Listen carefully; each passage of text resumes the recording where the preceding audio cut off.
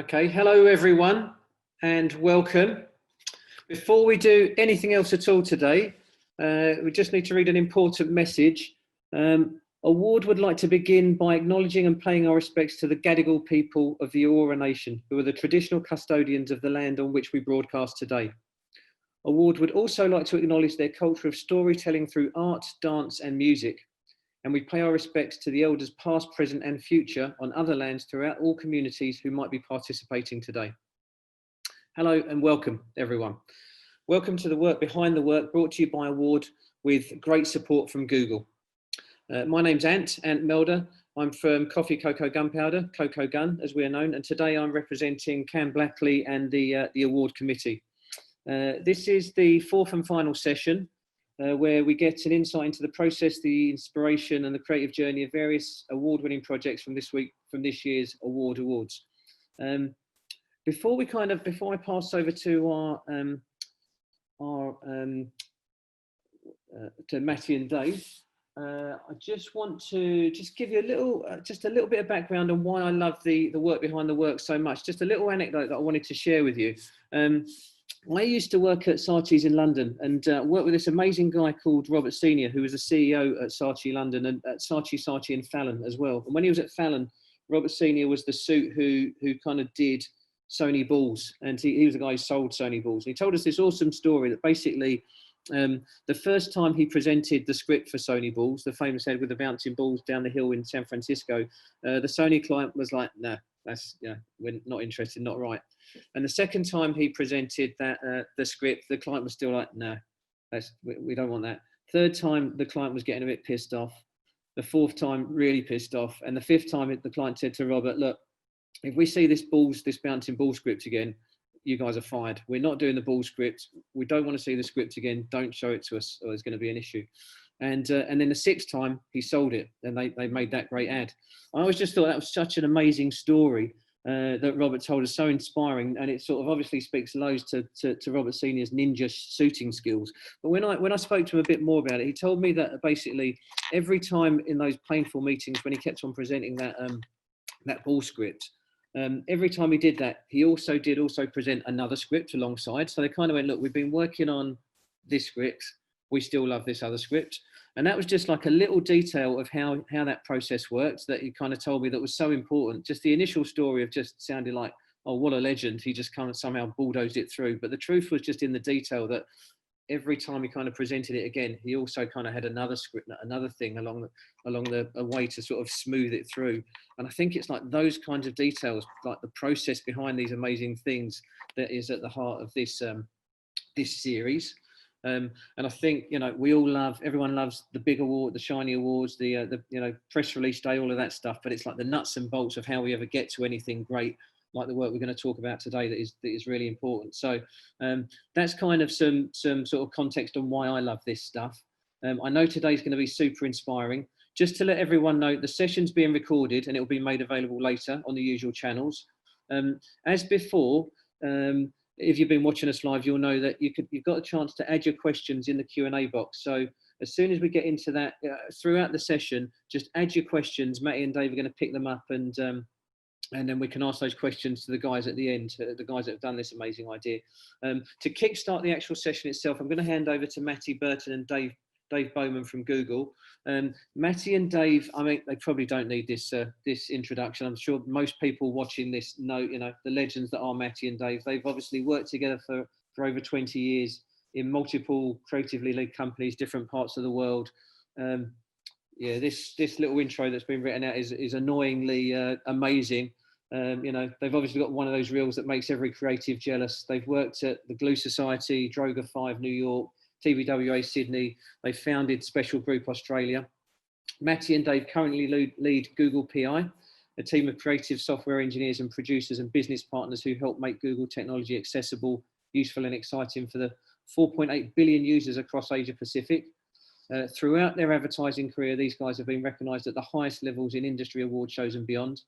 And most recently, they launched projects at I/O, the World AI Conference in Shanghai, Mobile World Conference, Berlin Open Air Tech Festival, and the UNESCO World Summit on Language Technology. They're legends, basically, Matty and Dave. Over to you guys, Matty and Dave, to introduce our presenters for today. Thanks, Anne. We're not actually legends. I don't like anyway. I'm going to keep it super short because we actually have proper legends on the line who we want to hear from.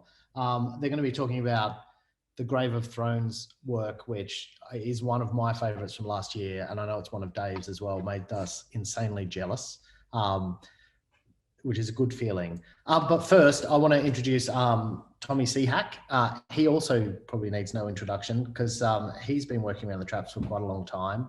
Agencies like Saatchi's, Droga 5 and the Royals, as well as M&C Saatchi. Now he's at DDB. He created a couple of really good pieces of work as well for Volkswagen. My favorite of that was the Too Powerful for TV. He also has been awarded everywhere across the globe that you can think about. And like all great creatives, quite enjoys things outside of our world as well, like food, cooking, and art. So I'll bring him on the line very shortly. And Dave, if you'll introduce the next. Okay. Next up, we have Pete Baker.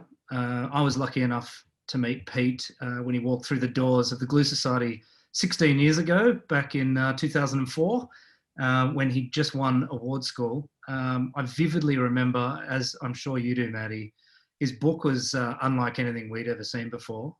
It was a real breath of fresh air. And Jonathan Kneebone had the foresight to not let him walk back out the door, basically. He bolted it behind him. He was a rare talent. And since then, he's gone on to become a extremely prolific creator of wonderful things of all kinds that are kind of hard to put into boxes. But if you had to, I suppose you'd say that he's been responsible for a slew of internationally award-winning experiential and film campaigns for brands like ANZ, IKEA, the History Channel, loads more. He's also been involved in directing Watch with Mother, Glue's terrifying but funny series, purpose-built for an app, a bit of a first of its kind. And in the same vein, today we're, as Matty said, lucky enough to hear firsthand some of the stories behind Grave of Thrones. Matty? And yes, rounding out the team, we've got a professional as well to speak to us, which is good, Jasmin Helliar, who, I don't believe this, but it says has been working in advertising for over 20 years. But she's basically lived and breathed every aspect of broadcast production that you can think of. She's won awards across big blue chip clients, which is the hardest thing to do: Toyota, Lion Nathan, Qantas. She's now the EP at Will O'Rourke / Revolver for the Glue Society, and she loves it. I don't know why. I do know why, because the work is good. Since being there, she's been doing work on Tiger Beer, Cochlea, ANZ Mardi Gras, Gay NZ, Hold Tight, and Signs of Love, amongst others. All of those were award-winning. And even though this was one of the most stressful jobs, she told us, it's one of her favourites that she's been a part of. So let's bring them on and let's hear about the story of Grave of Thrones. Hi. Hey guys. What a lovely introduction. Yes.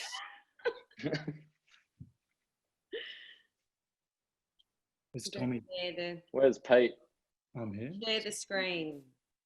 Okay.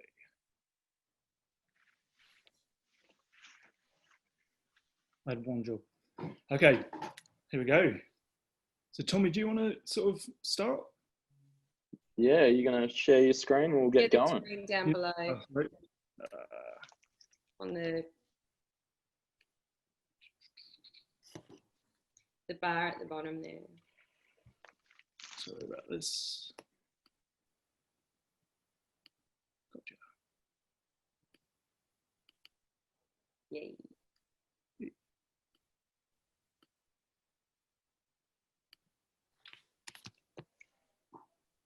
All good? So there we go. Yep, that's great.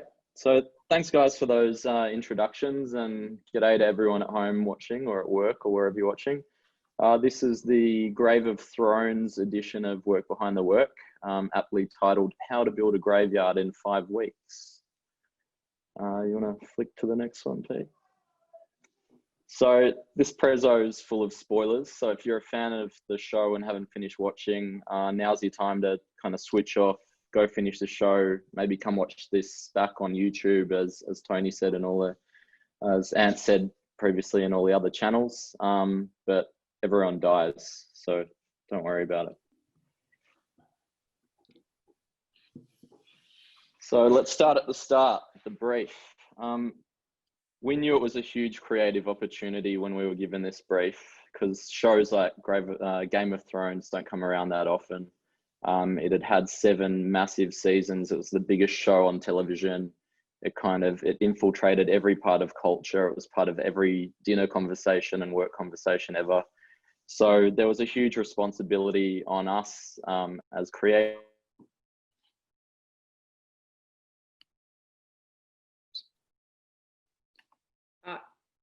You okay? At Foxtel. He's frozen. You froze, Tommy. Did I? Never mind. Yeah, but I mean, before we got started, there were a few considerations we had. First of all, we were playing in the world of HBO, and we just know how great the production value is there. So everything we did had to be of the highest standard in terms of art direction and production design.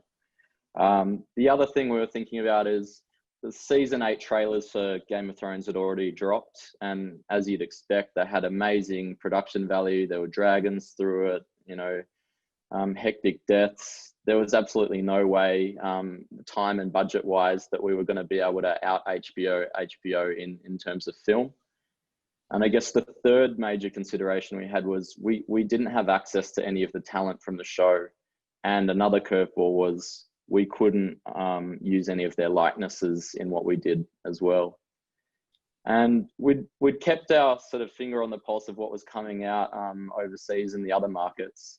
And it all seemed to be centered on the Iron Throne itself, and that whole question throughout the series of who's going to end up on the Iron Throne and rule the kingdoms in this world of Game of Thrones. So there was the treasure hunt for, you know, quest for the throne. There was the South by Southwest activation, bleed for the throne, Pepsi the throne, you name it, just everything about the throne. But there are a couple of things Tim, my creative partner, and I kept coming back to about the show, like real truths and real insights about the show. And the first one was just how deadly Game of Thrones was as a show. Unlike other popular series, no character seemed to be off limits. No one was sacred. Everyone was fair game. So whether you were a man, woman, child, dragon, dire wolf, pet, dragon, you name it, your head was up for the chopping block. And then the other amazing thing was this cultural phenomenon of how attached fans of the show got to these characters. And there were all these videos online of death reactions, of how people reacted to their favorite characters, even least favorite characters passing away on the show. So here's a little rip we prepared to show you.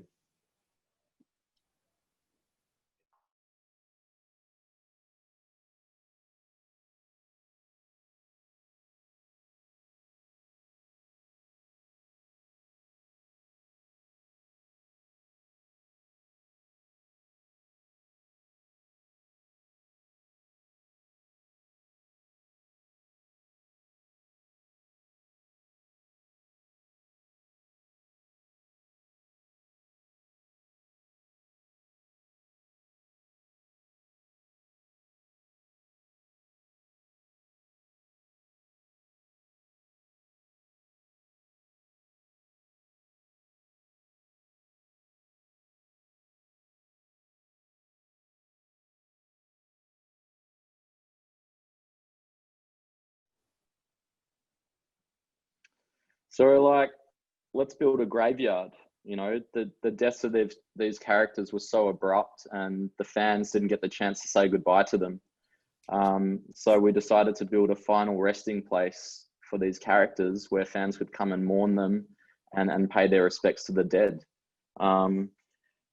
This page here is essentially what we presented to client, along with a bit of the mood film that you just saw before. So we were recapping how deadly this show is. We had a terrible working title of Game of Headstones as a placeholder.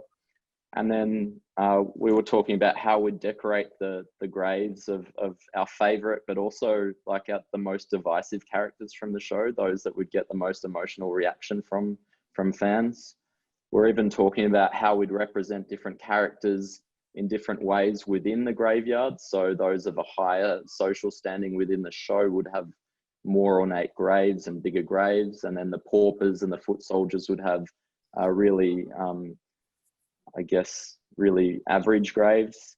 And then we were even talking at the time of hosting the premiere of the 8th and final season within the cemetery, complete with stonemasons on hand to inscribe the headstones of the next characters to kind of fall, which didn't end up happening.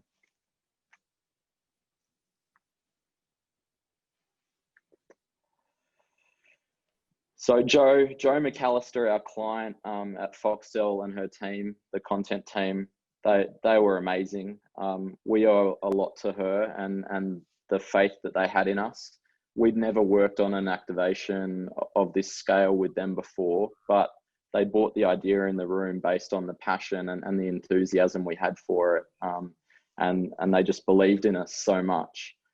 So we were pumped to sell them the idea, but we were also walking out of that room going, how the fuck are we going to make this thing in 5 weeks? Which seems like a pretty good time to talk to Pete and Jazz. Thanks, Tommy. Hello.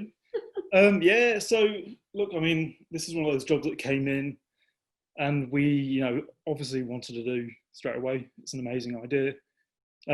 But we knew as well that obviously the expectation on something like this is huge because it's, HBO, they've got millions of dollars to make these things, and we knew we had to make something that was every bit as good as the TV show, but in the real world. So we've done, lots of things like ATMs and Signs of Love and Tiny Pub just recently. And these, we know from our experience that you can make these things look great on camera, but you really, you have to make them exist in the real world and be just as good and give people lots of reasons to sort of want to take photographs of them.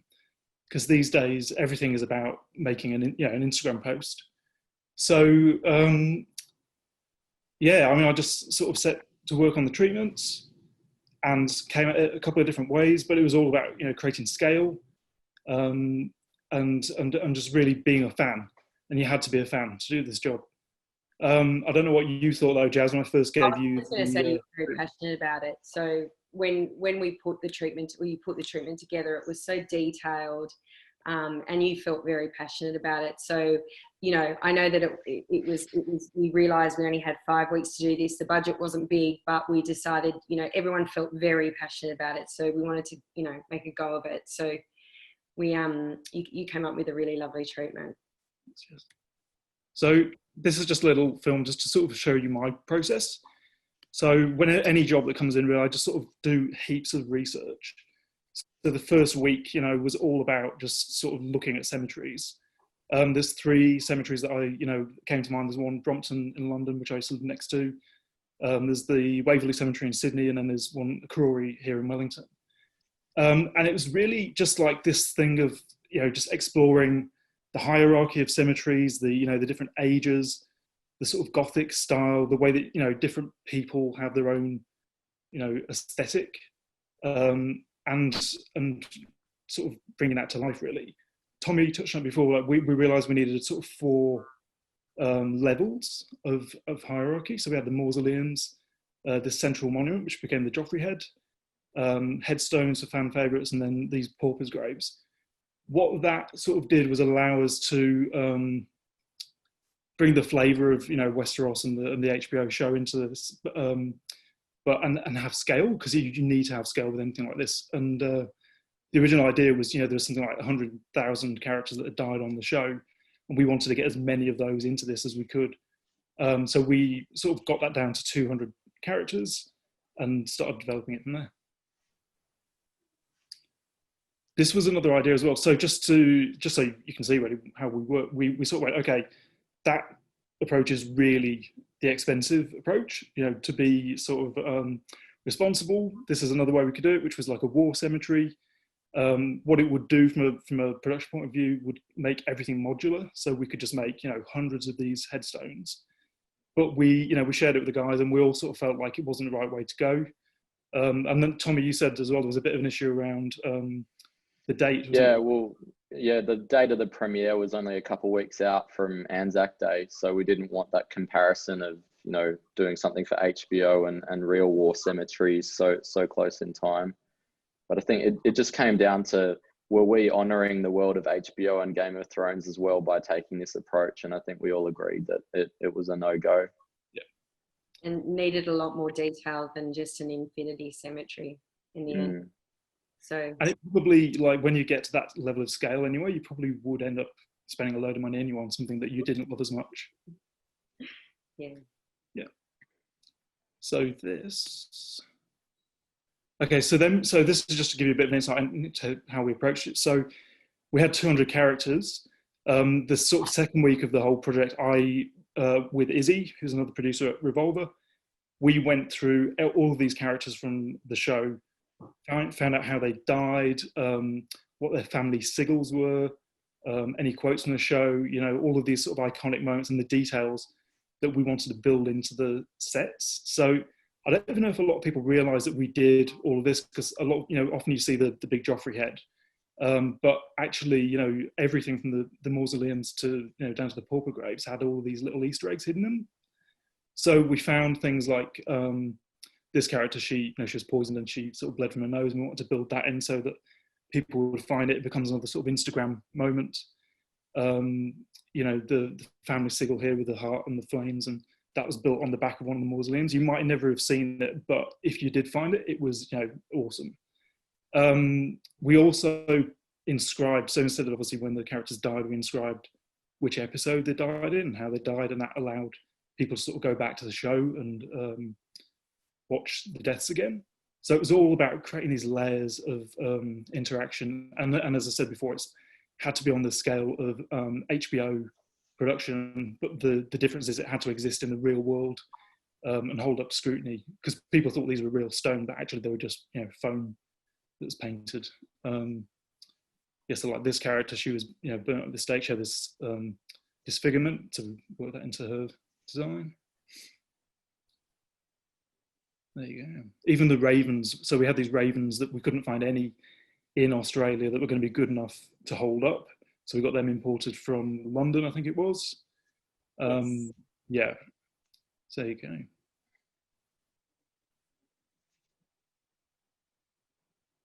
You got anything to add on this, guys? I was just I'd just say, because of how dedicated and fanatical the fans were, it was important that we went to this detail of these Easter eggs and gave them something to look for in each of the graves. Yeah. Cool. To the next slide. So then these are basically some of the headstones. I won't go through all of them. In the end, we ended up making, was it 34, Jess? 37. 37. So we had the big mausoleums that sort of became the entrance into the graveyard. And then we had like the fan favorites. So we knew people were going to be looking for certain characters, like Hodor was really popular. And we put a bit more love into those graves. They're all about, you know, a meter and a half high.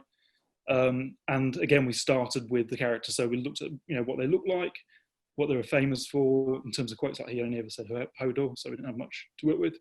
But the most famous thing with him was his death, where he held back the door from these zombies. So we did a couple of designs for him. This one felt a bit sort of cheesy and a bit literal, the little man. And actually the whole way through, we were really conscious that we didn't want this to feel like a theme park. So it had to feel like a real cemetery. And as soon as you sort of got a bit cartoony with it, it just felt slightly naff. So we went back and we redesigned his and had this more sort of beautiful interpretation of his death, which was these beautiful hands. And we, you know, that's the final piece. You'll see on there, you know, it looks like stone. Every single headstone had its own finish. So they're all sort of made to feel like different types of stone. They all had different types of weathering on them, different borders. You know, we brought in ironwork for different ones. So it was a real, it wasn't about making it modular at all. It was the opposite of that idea. It was about making everything sort of custom and true to that particular character. There's a little... Yeah, and instead of, you know, having date of deaths, we sort of described how each character passed away, and then had little time codes of the season and episode number, so fans could get out on their phones and relive those moments. And then part of that was also recording a bit of an audio guide to again deepen that experience for fans within the graveyard, and get them excited and walk them through. So this is one for Hodor. And you might recognize the voice. Hodor, hold the door. Those words will echo through the minds of many who stand before the grave of Hodor, one of the most beloved characters in all of Westeros. Originally named Willis, Hodor worked in the stables of Winterfell and served as protector of Bran Stark. This role saw him eventually commit the ultimate sacrifice, so that Bran and Mira might escape an army of whites. The design of this grave needs little explanation. The gentle giant's hands pressed firmly against the doors as tribute to the promise enshrined above, that he'll forever hold our enemies at bay. There you go. So do you want to tell them who it was, Tommy? Well, if you've ever worked at M&C Saatchi or DDB, you'll know exactly who that is. It's Ben Welsh. So. Okay. So look, then I'll just go through a few others really quickly, but just, you know, you can see this was the character of the Viper, Ogre Martel. He was really famous for the scene where you can see it there. He had his head crushed. So we wanted to work that into his design. So we had the skull with the blood pouring out, and that was gold. So again, we didn't want to be literal. We wanted to make it a really beautiful sort of object. And you can see the Viper snake motif worked into that. And then again, with the custom ironwork around it. Lisa Aaron, so she was probably most famous for being pushed through the moon door. So we wanted to make that the sort of central part of her headstone. We used this sort of MC Escher-ish design on the side. And you can see her family sigil in the middle, which is that sort of mockingbird. And then Ramsay Bolton. So he was eaten by his dog, fed to his dogs. And again, like we didn't want them to be cheesy, like they had to feel real, but we did want to put a bit of fun in there too. So we had things like the dog bowl at the foot of his grave, and you might not have seen it, but if you did see it, then yeah, there's a little bit of a gag in there, and we did that for a few of them. With him, obviously, he had this great sigil of the upside down crucifix guy. And then these are just some of the others, just to give you a flavour. So we tried to mix it up. We had things like the monolith for the three sisters. We even, you know, the roses you see on the top left there, we brought in greens and we planted roses so that everything felt like it had been there for years. We didn't want this to feel like we just plonked all these headstones into the space. And when we show you the location, we'll talk a bit more about that. And then these are the paupers' graves. So to sort of fill it out, because we wanted to get as many characters in there as possible, we designed these tiny little graves that you could, you know, discover. And yeah, they were pretty simple, but they also were true to the characters because they were all sort of minor characters who, like the wildlings and the maesters. And then this was just a really cheap way of filling it out as well. So we literally bought garden statues. So these were just things that you might find at Bunnings that we then sort of smashed the faces off. We put the holes in them, drilled the holes in where, you know, like Ros was shot, had the blood poured out of them. We aged them and made them feel sort of consistent with everything else, but that was a real sort of cost saver. And then we did loads of design. So as we said, we started with 200. We got it down to 36, I think you said. 37, sorry. But look, just to show you really quickly, some of these, we did actually start with this huge gate that was going to be the entrance, and we saw the drawing, because we actually thought we needed that. We saw the drawing and we were like, nah, it's absolutely wrong. It feels really theme parky. And so we killed that pretty quickly. And then we had all these other beautiful designs that I mean, should we talk a bit about that? Yeah, I mean, look, we did, and there was a moment in time where we presented all of these designs. I'm going to bring it up, Tommy, where we had all these lovely illustrations. I mean, we didn't really have that much time, so we got all the illustrations together. We went and presented them to the agency. Everyone loved them. We put them all over the floor and loved them. And then the next day we sat down, we looked through the budget, we realised we couldn't do all of them. And we were about to go and present them to Foxtel in about half an hour. So I remember we had to quickly call a crisis meeting and get you guys over to choose what will we put in our back pocket, what are we going to present, and then what can we share with them and show them that we've done this. So we did that, and I wasn't the most popular person on the cab ride to Foxtel, but anyway, we went and we presented to Jo, and she absolutely loved every single drawing and wanted more. And we were like, well, we've got quite a few in our back pocket. Do you want to see them? It's going to cost more, but we'll share them with you. And she said, yep, I'd love them all. So we presented as many as we could. Can you remember, Jazz, how many because obviously we showed DVD the day before, and we had about 50 designs. Yeah. And then how many did we say the next day that we could actually afford to make? We made about 37 of them in the end. In the end we did, but how many did we got it down to like 10, didn't we? Oh, for the it was, I think it was like even lower. I think it was like, you can have like 6 big ones, 6 bigger ones or something. Yeah. And we were like, but what about the other ones that were in the yes pile from the other day, Jazz? And it ended up working out beautifully, huh? Yeah. Okay, so what's up next? Okay, so this is just to show you the process. So this is kind of like week 3, 4, 5. We had a huge crew. So obviously we had the drawings, and then we had to turn them into 3-dimensional things. So the drawings were literally, we didn't do any more work on them. We just worked with these amazing artists who could turn these things into 3-dimensional objects, and they were all carved out of foam and timber. We had huge problems with the type, because the type was every time we tried to paint it, it would fill in and you couldn't read it.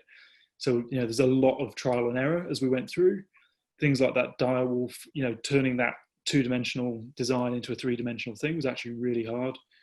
How many crew did we have, Jazz? Can you remember?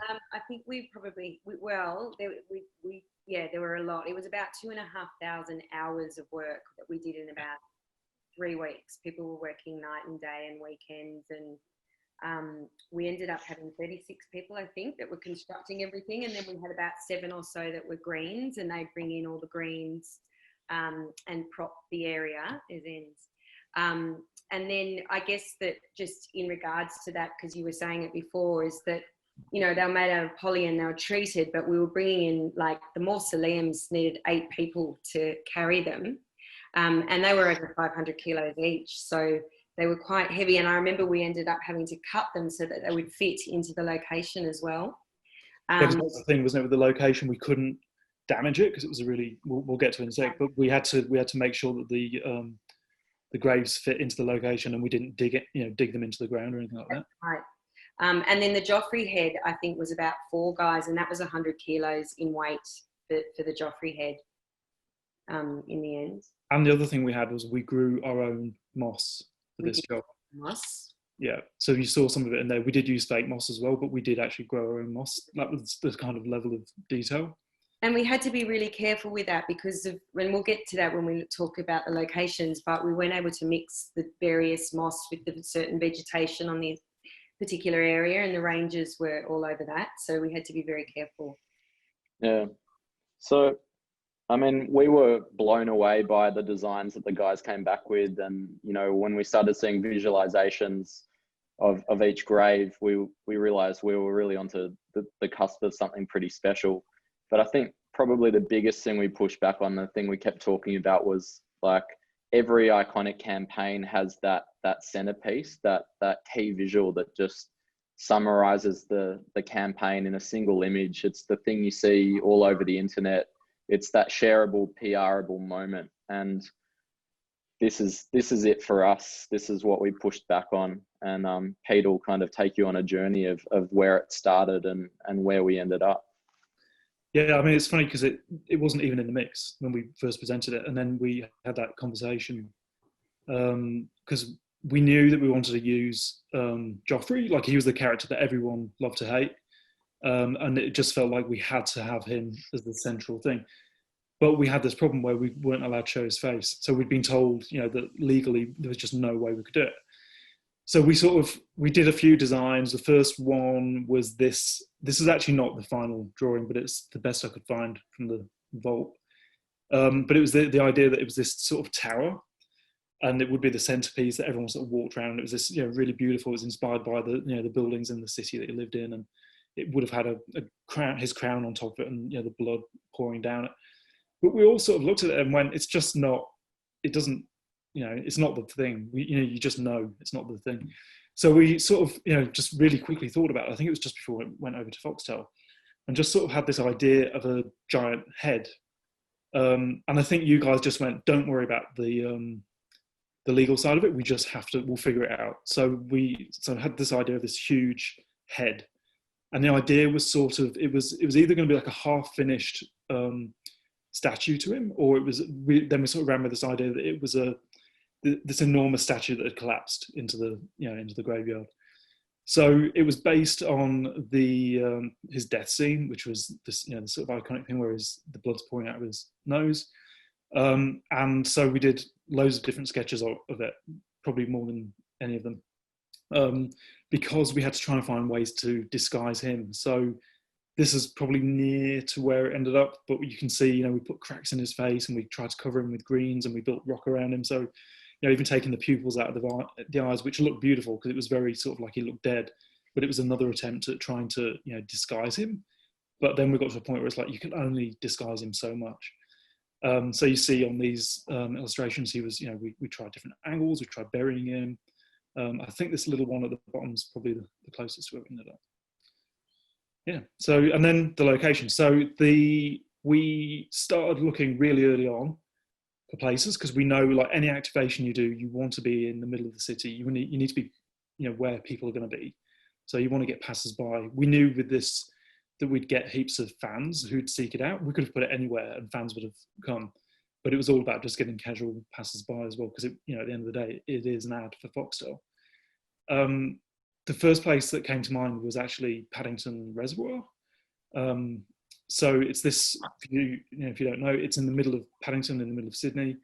And it's this beautiful, sort of sunken reservoir that's got all these amazing arches, and it just sort of felt like Game of Thrones world. And we thought, we could make catacombs in there and, build them into the back walls there, and people, explore.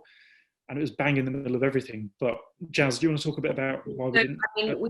So we looked into that. That was the first thing that we looked into, and we just couldn't get a permit for it. They weren't going to run events in that area, and purely, I guess, because of the residential behind it, but also it would have been hard for us to get all the infrastructure in there. It's not as big as the space that we did find anyway. And it would have been hard trying to get everything into it. So we ended up looking for another place, which I think we were all happier with in the end.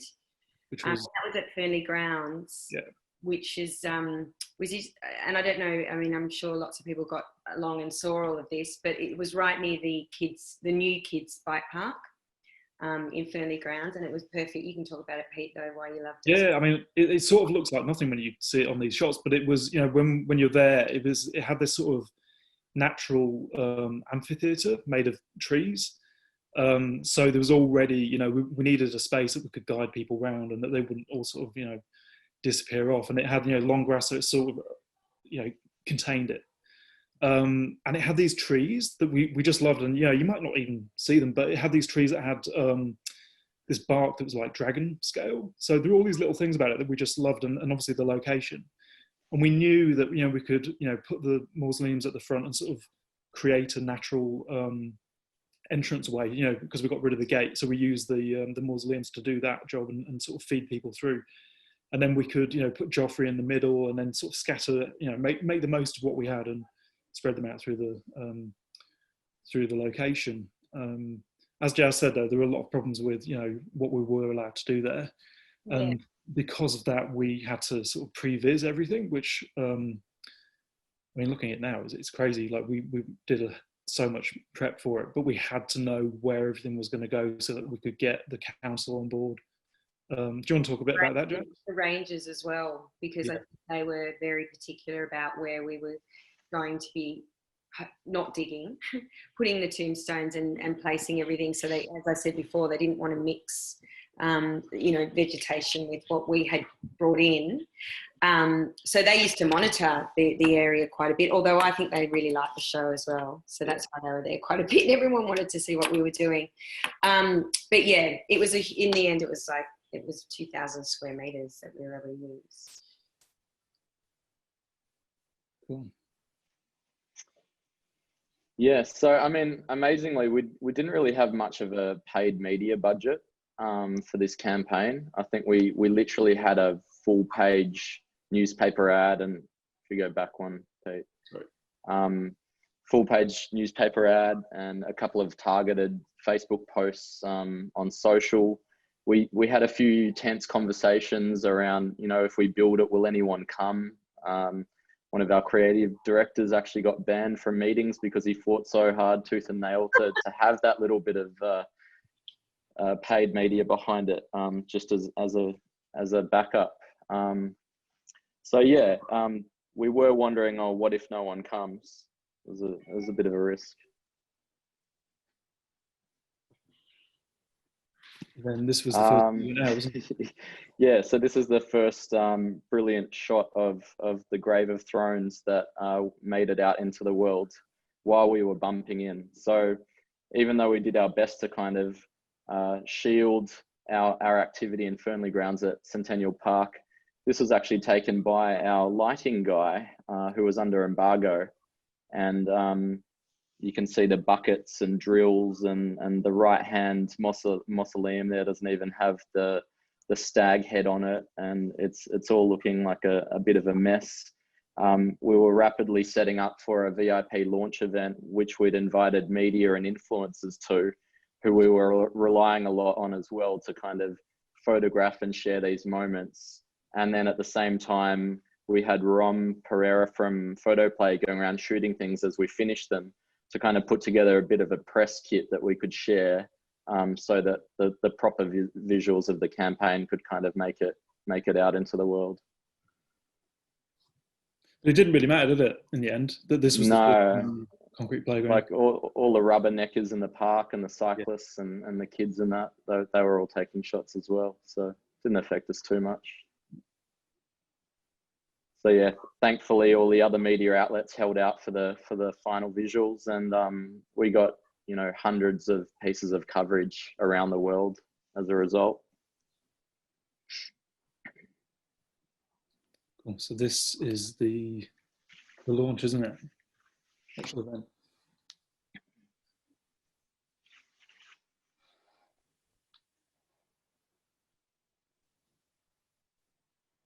Yeah, I mean, the most rewarding thing, of course, was seeing the fans arrive and see the Grave of Thrones. It was only up for a very short time, 3 days.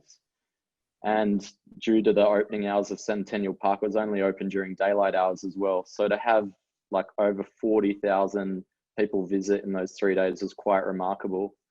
You could hear people listening to the audio guides. And it was really interesting to see how people acted in the space as well. Like they really observed the space as a real graveyard, and they were quite respectful. There was this kind of hushed silence around the place. People were leaving offerings and flowers on the gravesides. People were reenacting moments and reliving the moments from the show of their favorite and again least favorite characters. It was really rewarding to see all the hard work kind of pay off. It was amazing because normally you see people, taking selfies and stuff, but they really were behaving like it was a real graveyard. Mm. They weren't sort of stepping on them or anything like that. Mind you saying that. Here we go. Yeah, and then it just went wild on social as well. People were bringing their rabbits down with the White Walker crowns, and dogs were pissing on the graves of the naughty characters in the show. So that was great to see.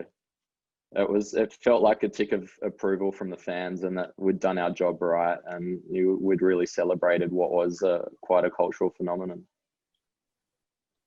And there was a point where you were going to make it sort of go, because it was going so well. There's a conversation about maybe taking it on for another week, wasn't there, at one point? Yeah, but I think, I mean, we've spoken about it quite a bit.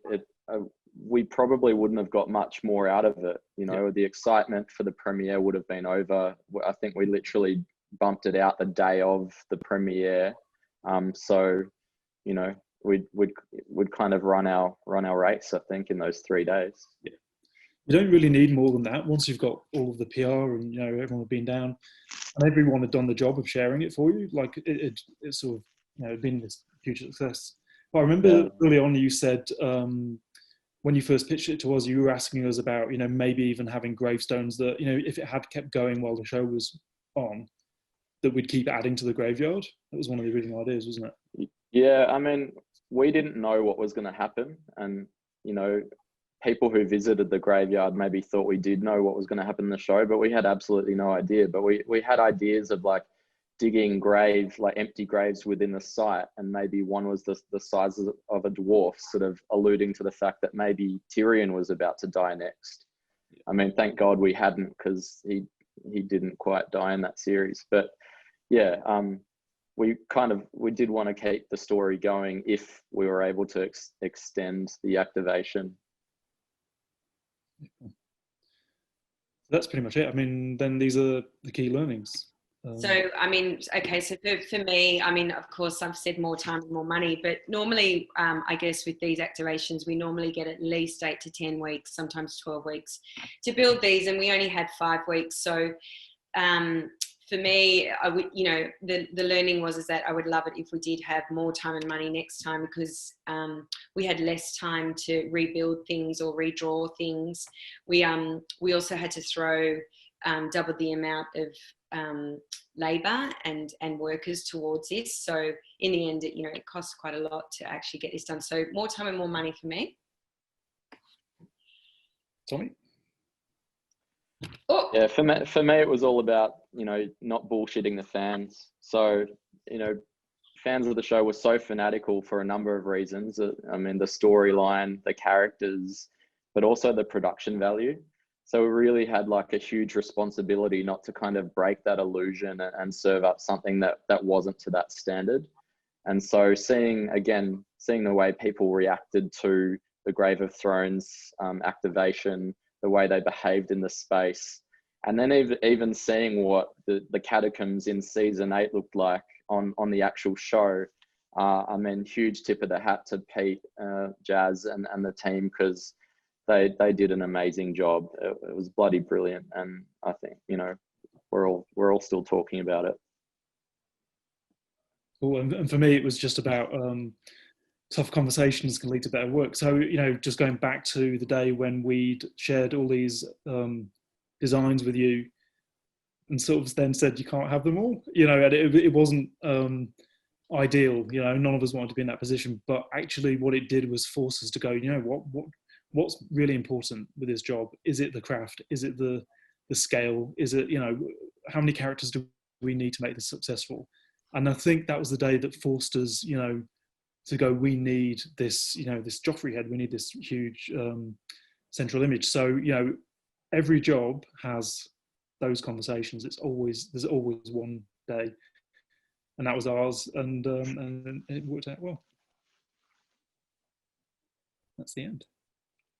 Cheers. Yes, cheers. So, I mean, obviously heaps of people to thank, the teams at Foxtel, at DDB, at Glue, Willow Rourke, Revolver, Rom, Mango team for putting on the VIP night. Like, there's so many people behind this activation, and I think it's something we'll all be proud of for a very long time. So, cheers.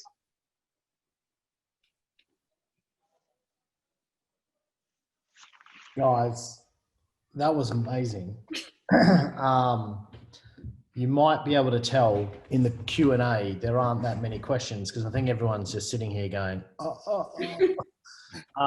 but I have a question, if I can start off. I just want to know, like, Tommy, you just said, we're all still talking about it. And I think we are, obviously, and I think we will for a long time to come after hearing you talk about the work that's all gone into it. 5 weeks, right? Jasmin, you were talking about a 3-week build. Yeah. Pete, you talked us through the level of thinking and detail behind every square inch that you built. Mm-hmm. How did that kind of process work? Because I imagine, like, we understand a crunch timeline. Everyone's been in that position, but you've kind of got craft on one side, which you would normally associate with time. Mm-hmm. The time to mince around and think about things and redo things and all of that. And then the other side, you've got 5 weeks, you've got to find a location, you've actually got to build this stuff, you have to talk to councils, you're growing your own moss. Like, I want to understand the working relationship between you guys. And can you talk about, like, how did you overcome that? And what do you think made that successful? It's funny because I've never worked with Tommy before. And I'm over in New Zealand. So for me, but I know Jazz really well. We've worked together for a long time.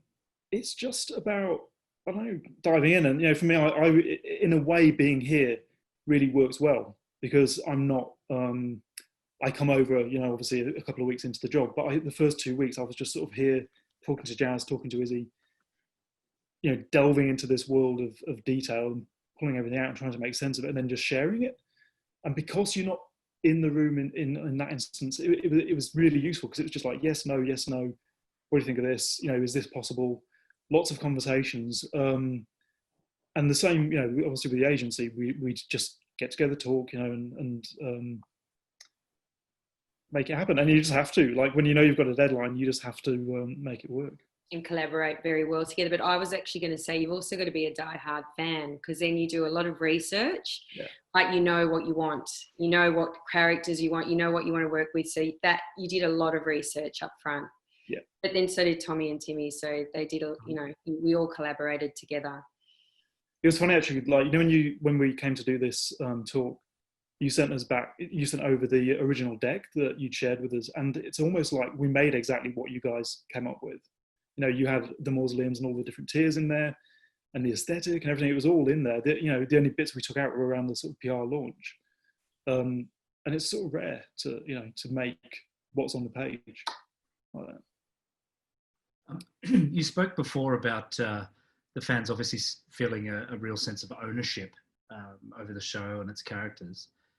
What was like trying to operate around that friction point? And were there any moments where things went sort of the wrong way? Like, I know you've referenced some of those things like the Dog's Bowl and some of those things that were in one sense like an in-joke for real super fans, but were there any people who took it the wrong way, or did it sort of universally just hit that right chord each time?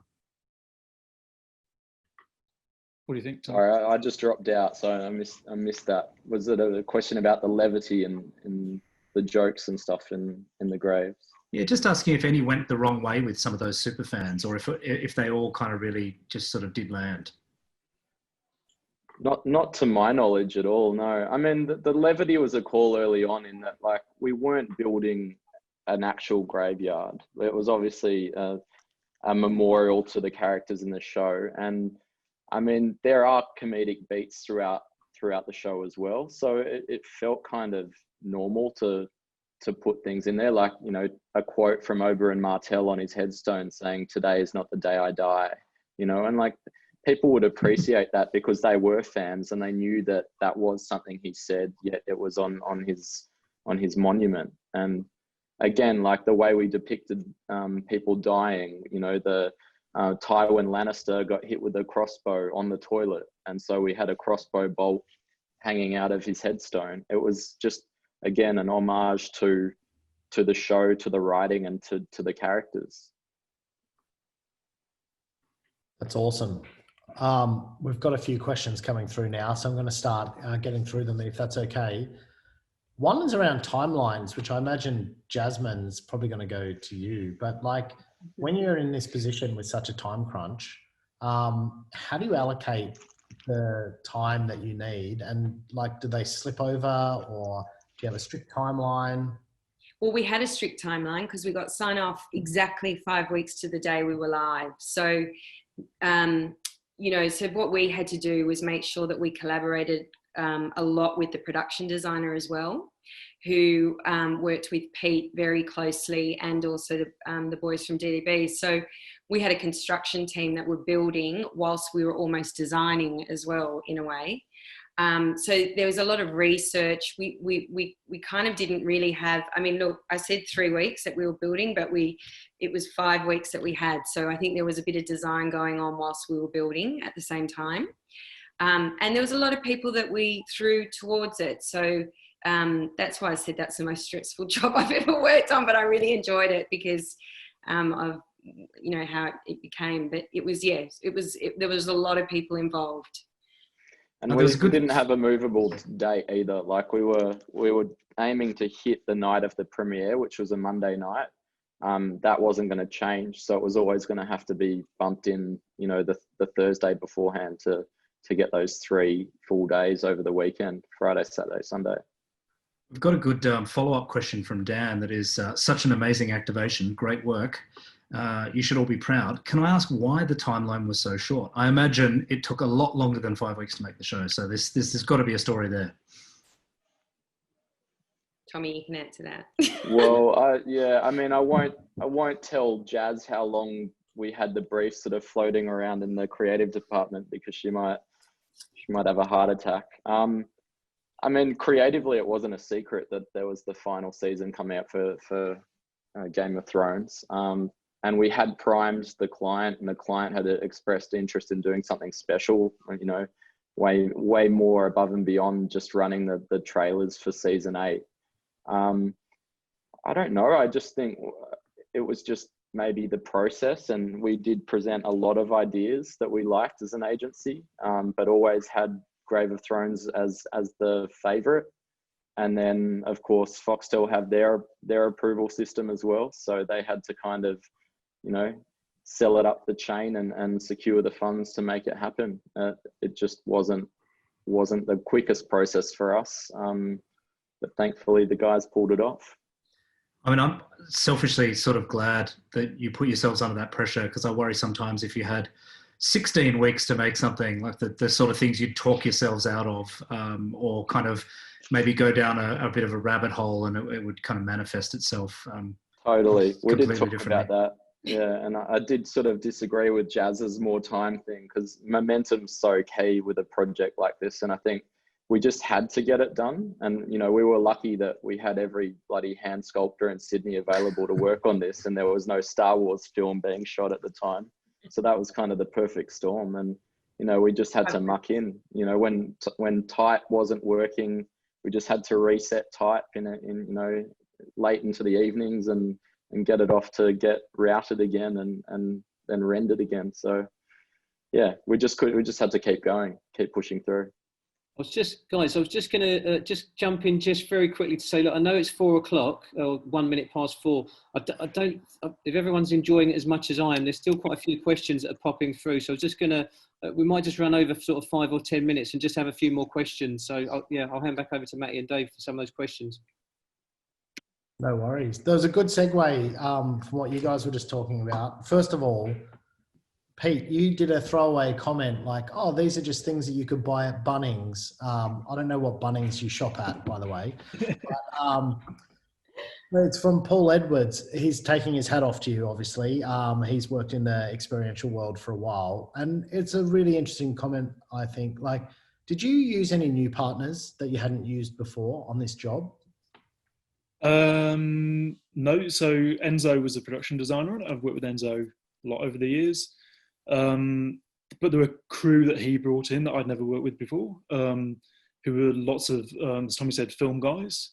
So, and just because of the scale of it, there were just so many people that we'd never met before. But the key sculptor, we just worked with him on Signs of Love. He did those for us. But no, I think generally it was the same group of people, which again probably helps in a way because you've got a shorthand that speeds things up. Yeah, you got the relationship. Yeah. That's great. We've got another question that's come in.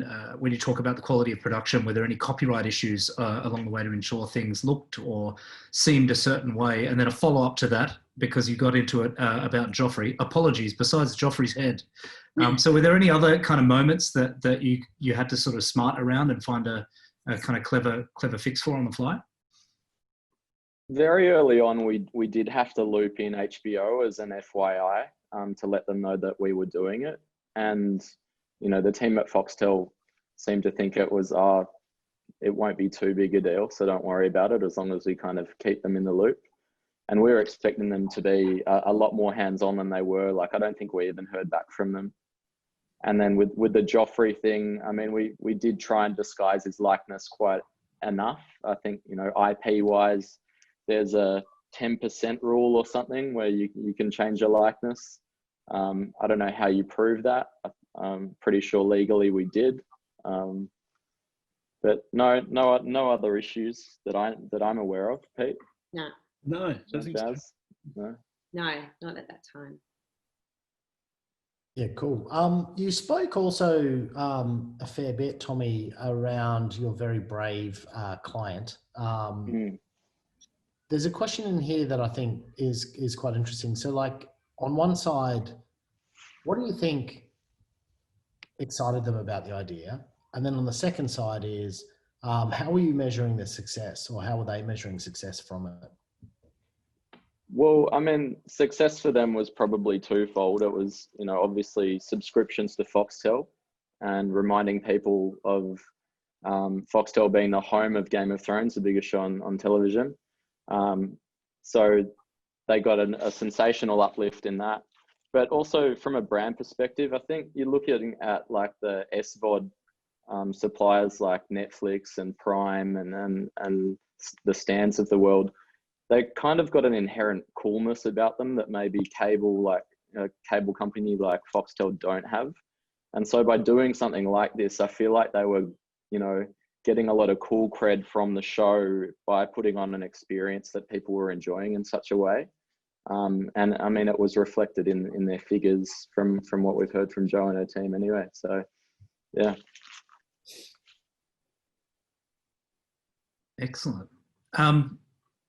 If we've got time for one or two more, there was a follow-up question here from Paul just asking if the audio guide was triggered by location or beacons, or how you tackled that technical aspect of the experience. No, it was just a downloadable audio guide. So we did have security and staff on site as well. We had to legally, and they handed out. There was also a map which showed the position of all the graves, of all the different characters' graves. And there were prompts not only to download the audio guide, but also subscription plans and stuff for Foxtel. So there was all the product messaging and stuff on there as well. Should we just go one? Should we go one more, Dave? Sounds good. Matty? Yep, I agree with one more. You left me the tricky one right at the end, because I hate it when people ask me this. Besides the answer of hard work, how did you get to the idea of the graveyard? Conceptually, the idea of the graveyard? I believe that's what they want to know.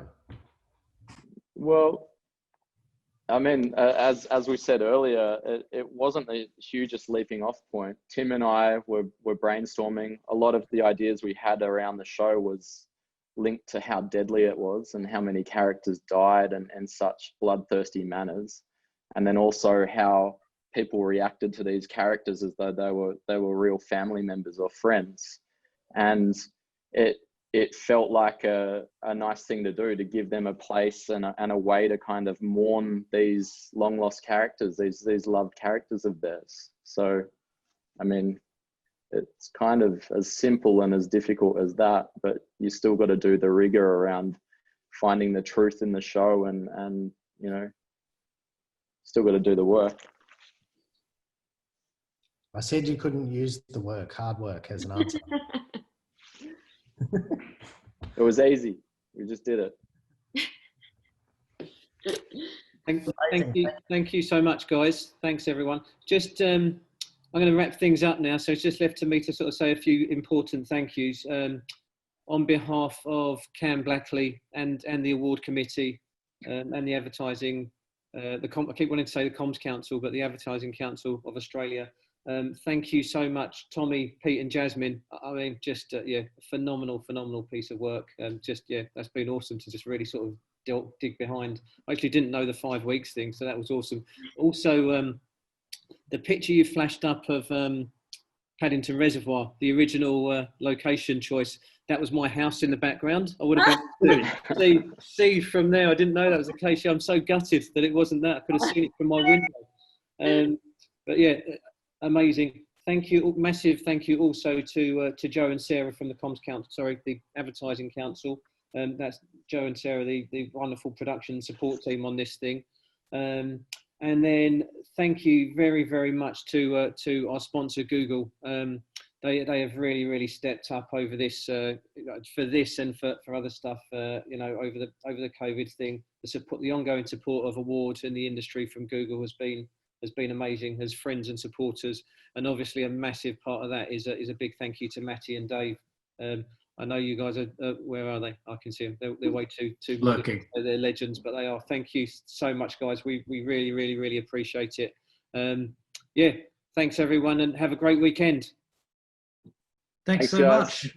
See you. Bye. Bye.